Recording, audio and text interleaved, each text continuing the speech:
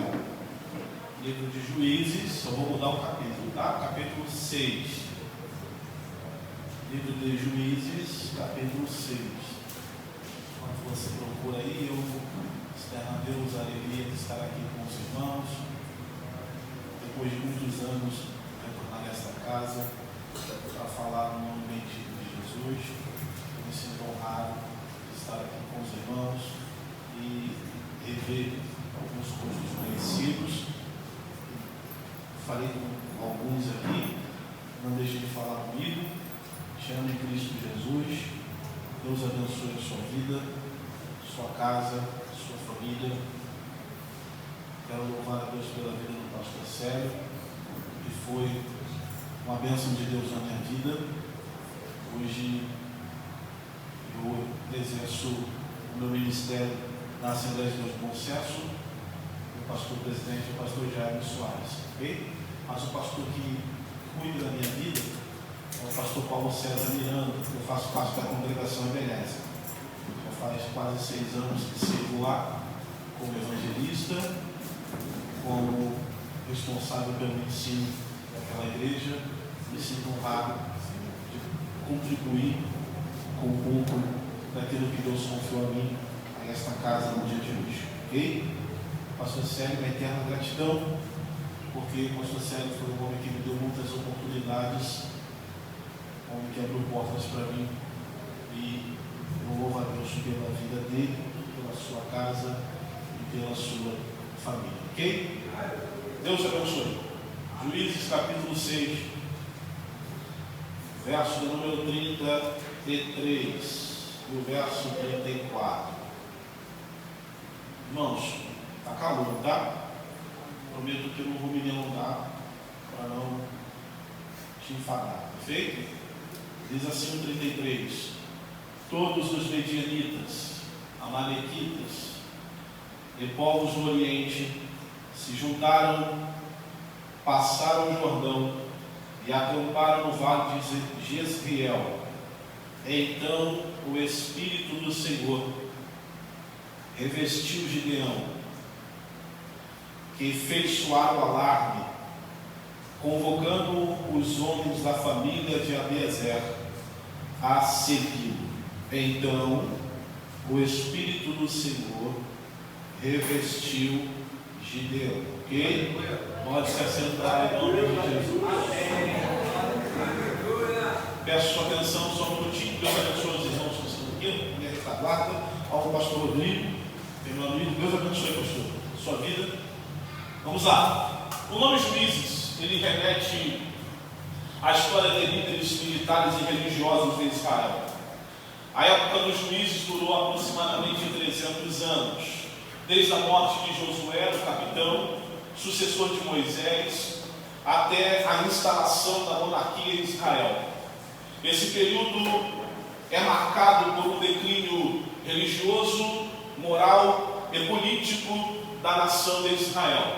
Esse contexto, por volta de 300 anos, há uma instabilidade dentro da nação de Israel, pois uma hora o povo quer Deus, uma hora o povo se aproxima de Deus, uma hora o povo levanta altares ao nome de Deus, mas chega um outro momento a qual o povo se afasta de Deus e não quer mais saber das coisas de Deus. Esse período é um período bem sangrento, 300 anos de muita instabilidade espiritual. Eu chamo esse momento aqui de gangorra. O povo uma hora quer, outra hora não quer. E toda vez que o povo não quer a presença de Deus, Deus vai lá e levanta um inimigo do seu povo para colocá-los em cativo, em tormento, em perseguição e passar por algumas dificuldades.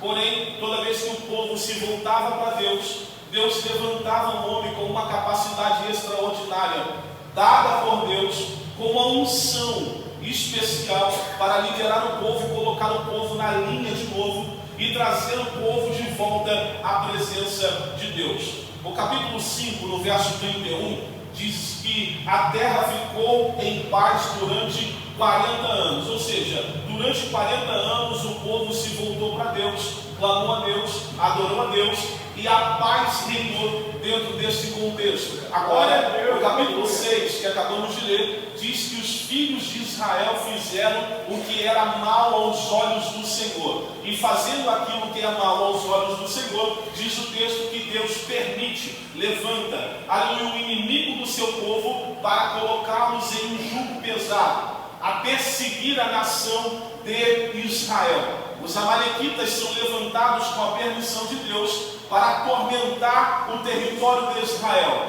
ao ponto de o povo de Israel se esconder em cavernas, aleluia, em fortificações, em covas e também nos lugares fortificados.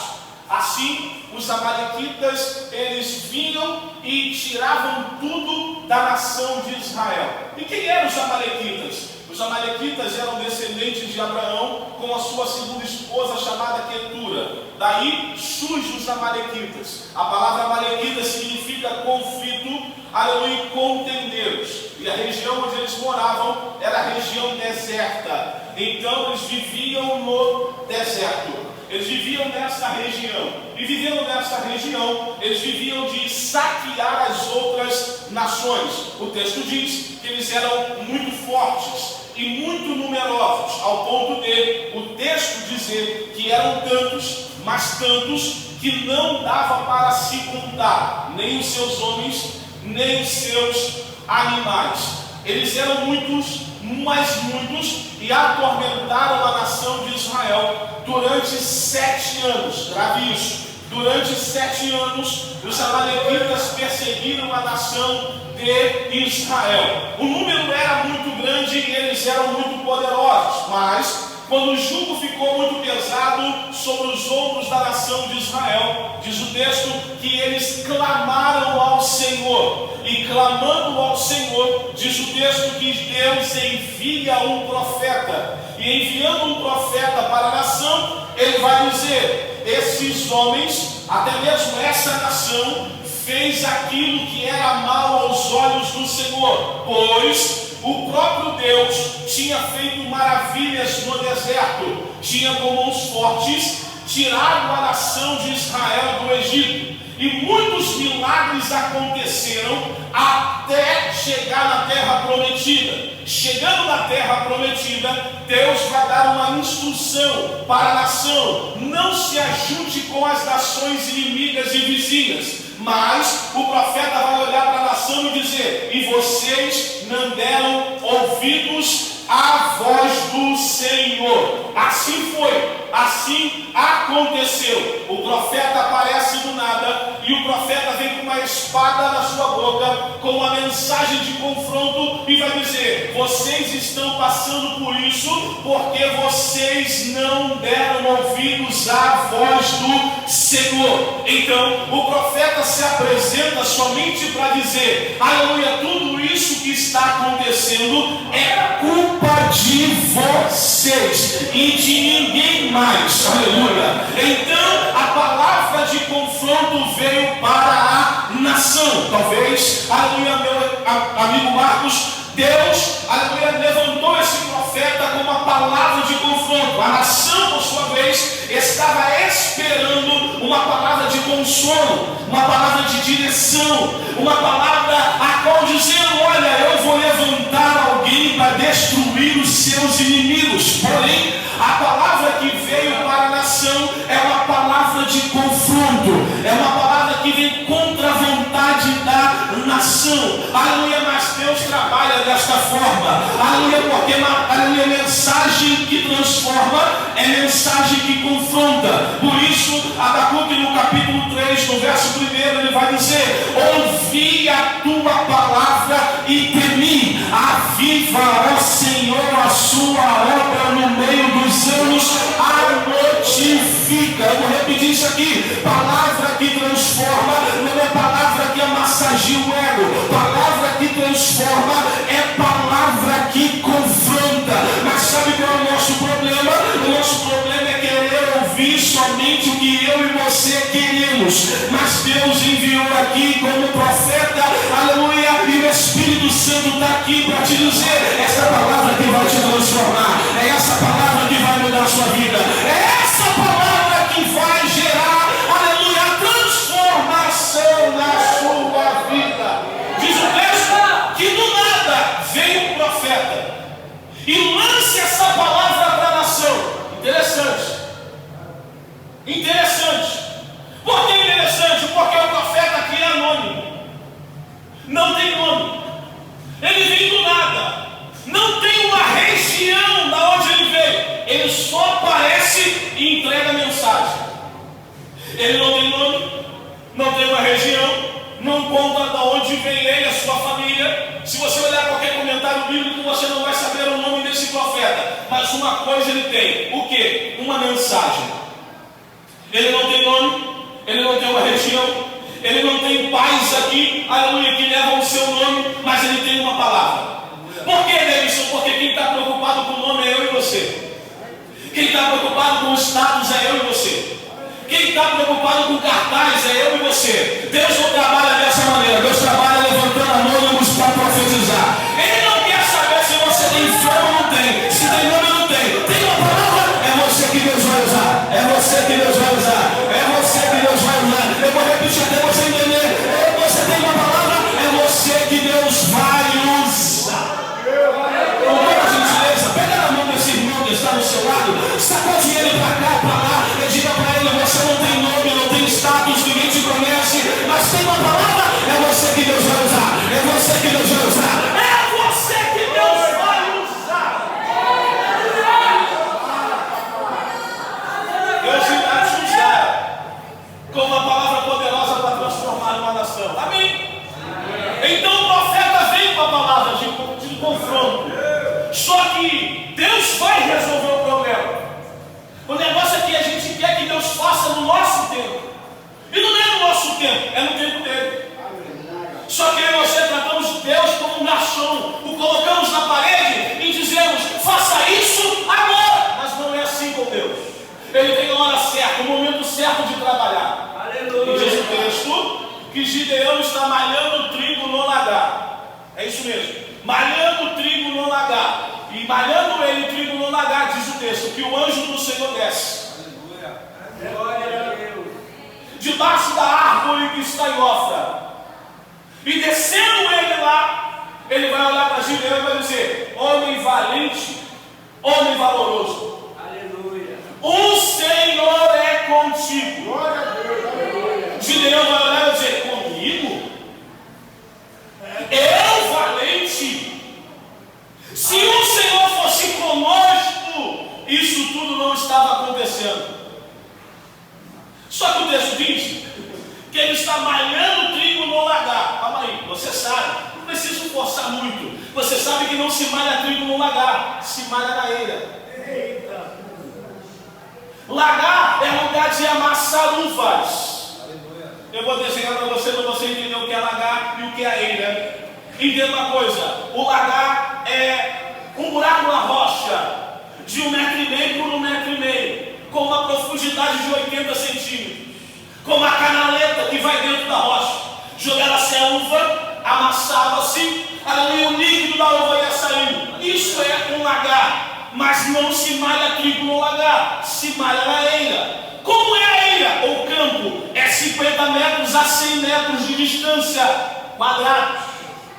Aleluia, é cortado o trigo, por isso o nome Gideão, cortador. Ele cortava o trigo, lançava, aleluia, na eira ou no campo, vinha com uma espécie de carroça, passando por cima, aleluia, daquele trigo, e amassando o trigo, ao ponto de debulhar aquele trigo. Quando ele debulhava todo o trigo, o que ele fazia? Ele vinha com uma pá, juntava todo o trigo, vinha com uma espécie, aleluia, de peneira, e vindo ele com uma espécie de peneira, ele vai fazer o quê? Vai esperar o vento passar. Quando ele espera o vento passar, ele pega o trigo, lança sobre o vento, e o vento vai bater no trigo. A palha, paz dos irmãos, vai embora, mas o trigo que tem peso, ele cai no chão. Aleluia! Parece que vejo João Batista dizendo no capítulo 3 3 de Mateus, no verso 12, ele traz a palha em sua mão e limpará a sua eira, juntará o seu trigo no celeiro, mas queimará a palha com fogo que nunca se apaga. Sabe de quem João Batista está falando? Ele está falando de Jesus. Sabe o que é a eira? É a igreja. Sabe quem é o trigo? É eu e você. Ele está dizendo, o Senhor Jesus só espera o vento passar, porque quando o vento passa, ele faz separação de quem é trigo e de quem é palha, de quem é palha e de quem é trigo. Eu vou repetir isso aqui. Ele só espera o vento passar. Por quê? Porque é o vento que faz separação de quem é e de quem não é. É isso mesmo. O vento faz separação de quem é e de quem não é. Por isso você viu muita gente sair da sua vida. Por isso você viu muita coisa fugir, sair da tua presença. Porque Deus só espera o vento passar. Quando ele passa, aí cai o trigo preso, mas a palha vai embora, a palha vai embora. A palha vai embora. Aleluia. O que Malaquias disse?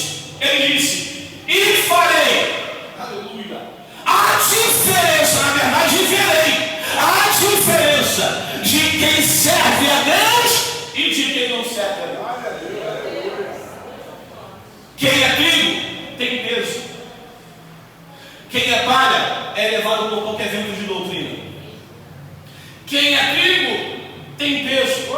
Qualquer vento pode bater de um lado e de outro. Ele tem peso. Ele está dizendo aqui, ele tem estrutura. Ele aguenta a pancada. Ele aguenta os intempéries da vida. Ele aguenta as pancadas do barco. O trigo, ele está dizendo, pode bater à vontade, pode castigar à vontade. Eu estou aqui, ninguém vai me tirar daqui. Pode bater para cá, pode bater para lá. Aleluia, mas eu estou aqui. Ninguém me tira dessa terra. Ninguém me tira da tua presença. Por favor, levante as suas mãos. Bote a mão no ombro do seu irmão e diga para ele, meu irmão, você é trigo, você é trigo. Nenhum vento vai te afastar, nenhum vento vai te levar, nenhum vento vai te levar. Aleluia. Ô glória. Deixa eu correr, não posso demorar muito. Glória para cá. Então ele vai falar de Deus. O Senhor é contigo.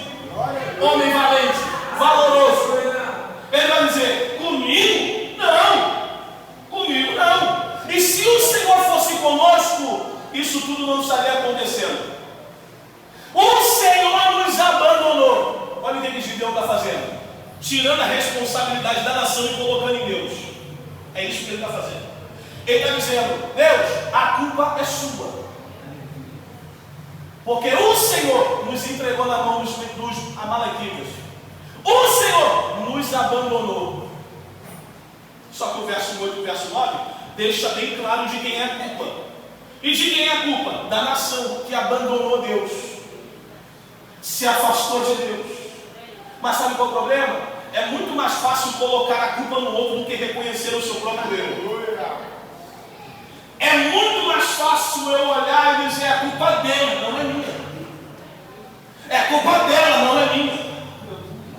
É muito mais fácil eu questionar o vento e a chuva que molhou todo o meu quarto. O difícil é reconhecer que eu deixei a janela aberta. É culpa do Senhor. Ele está terceirizando a culpa. Aí Deus está dizendo assim, ops, ah é? É minha? Então vai nessa tua força. Vai nessa tua força. Homem valente, vai. Vai lá. Se não, cara, mas quando Deus fala para ele tomar atitude, sabe o que ele diz? Eu não. A minha família é a menor da casa de Manassés. E eu sou o menor da casa de meu pai. Por quê? Porque para apontar o erro, para apontar a falha, eu tenho muita coragem, mas para tomar uma atitude, botar a mão na obra, para trabalhar, eu tiro o meu carreiro. Eu não! Ué, mas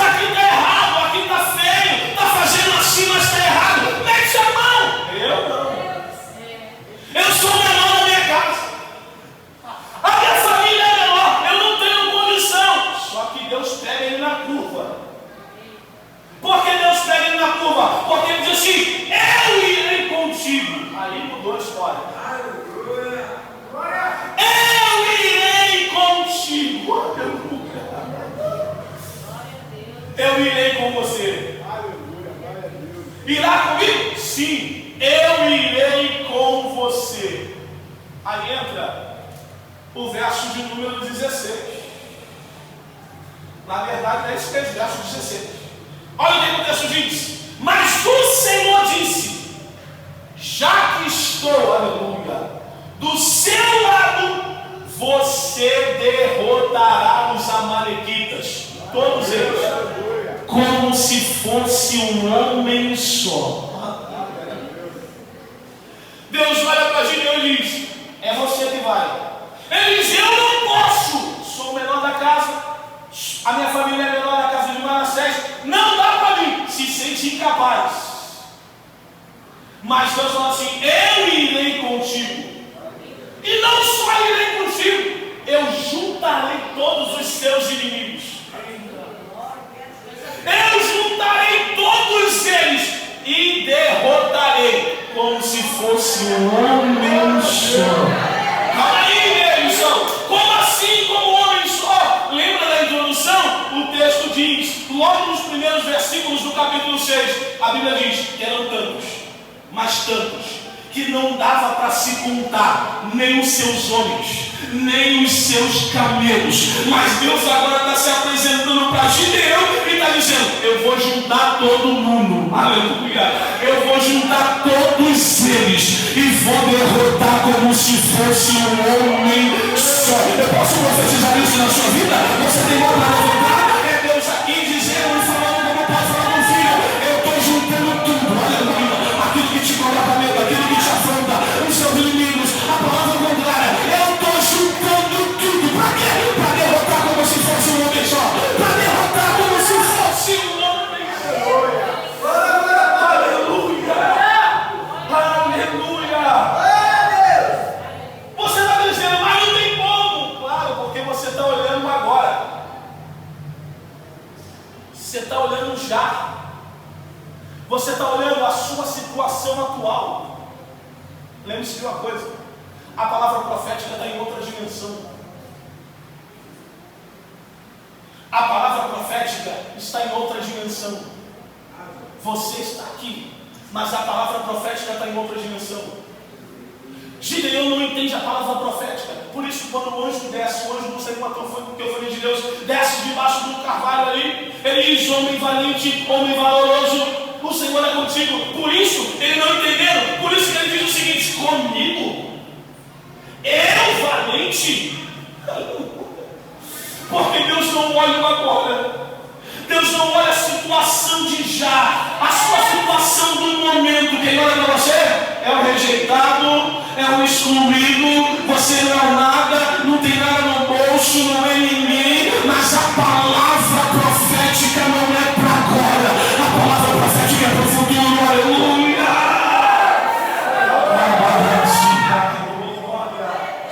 Posso explicar algo? O cego, conhecido como Bartimeu, ele era conhecido pelos feitos de outra pessoa, porque a palavra Barto sabe, é filho de Timeu. Quem olhava dizia: é filho de Timeu. O cego é conhecido pelos feitos de alguém. Quem olha para ele diz: é filho de Timeu. Só que depois do encontro de Jesus, ele parou de ser conhecido como filho de Timeu. Ele passou a ser conhecido pelo milagre que recebeu de Jesus. Aleluia. Quem olha para você, aleluia, te vê no teu passado, te vê quem você era. Aí você está dizendo: já fiz o milagre há muito tempo. Aleluia. Quem olha para você, te conhece pelo vulgo, te conhece pelo teu passado. Mas Deus está dizendo: você será reconhecido por aquilo que eu fiz através da sua vida. Você será reconhecido pelo que eu fiz na sua vida. Gideão fala: tudo bem, tá legal, só fala o seguinte, Senhor: o quê? Deixa eu ir em casa rapidinho. Para que, Gideão? Deixa eu preparar uma oferta para o Senhor. Deixa eu preparar algo para o Senhor. Sabe o que o anjo do Senhor diz para Gideão? Pode ir. Sabe o que Gideão faz? Ele vai para casa. mata o cabrito, faz um molho, prepara um bolo, ou pão, depende da sua tradução, mas a palavra no original é a mesma. Pão ou bolo, depende. Vai, prepara tudo e volta para o carvalho. Quando ele volta para o carvalho, o anjo está no mesmo lugar onde ele deixou. Quem só lê o texto acha é rapidinho. Não é não. Com a tecnologia de hoje já demora. Antes, irmão, pode botar por baixo de 8 a 12 horas de cozimento. Só que o mesmo anjo que viu Gideão foi o mesmo anjo que viu Gideão voltar. Mas Nelson, por que o anjo esperou? Porque mais importante que o tempo que você demora para fazer é a qualidade daquilo que você entrega. Glória a Deus, aleluia. Glórias a Deus. Ele não está se importando se você vai demorar. Ele está se importando o que você tem para me entregar. O que você trouxe aqui, aleluia. Meu pastor ele tem uma frase que é o seguinte: gere o culto que o culto vira festa. Ele está dizendo o seguinte: o culto não começa quando você pisa aqui na igreja. O culto começa quando você se prepara dentro de casa. O culto gerado ele vai virar festa aqui dentro. Lembra dos cânticos dos degraus? O cântico dos degraus, salmos de número 120 até o 134, 136. É o cântico dos degraus. É o cântico quando eles vinham de Babilônia para Jerusalém. Outros dizem quando eles saíam de casa e iam adorar. Quando eles saíam de casa e iam adorar, eles cantavam esses salmos. Do 120 ao 136. Eles iam adorando. Por quê? Porque o judeu não começa a adorar quando chega no templo. Ele já vem adorando de lá de casa.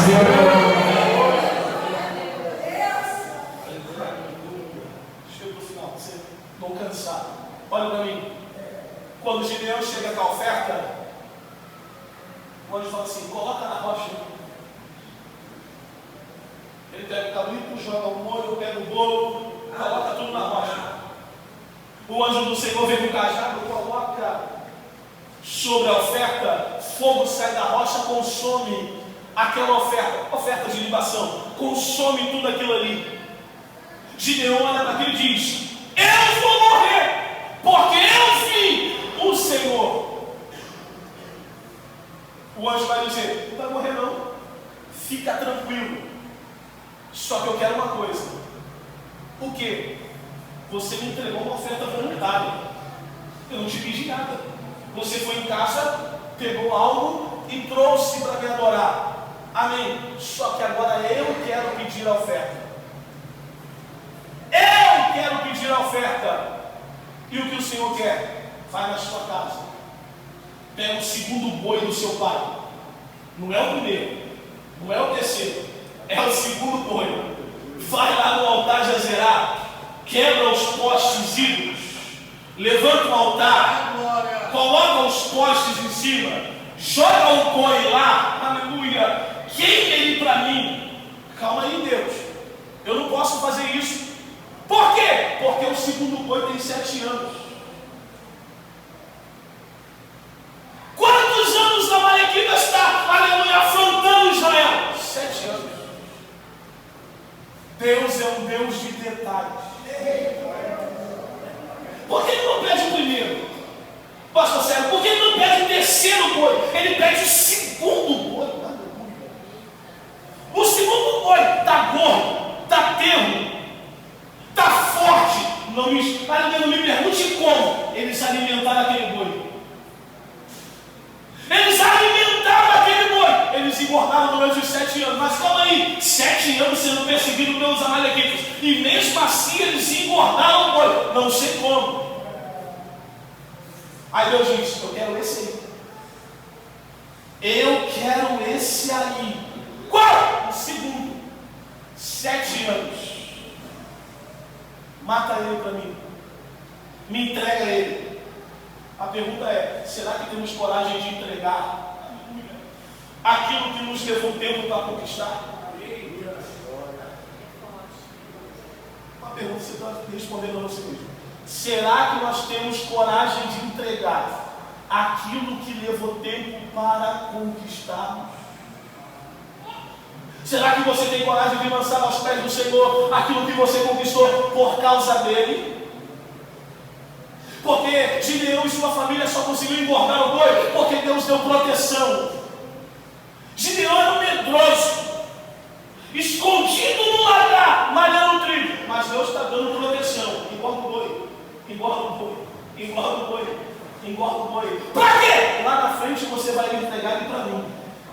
Engorda ele, engorda ele. Será que nós temos coragem de entregar a Deus aquilo que nos custou tempo para conquistar?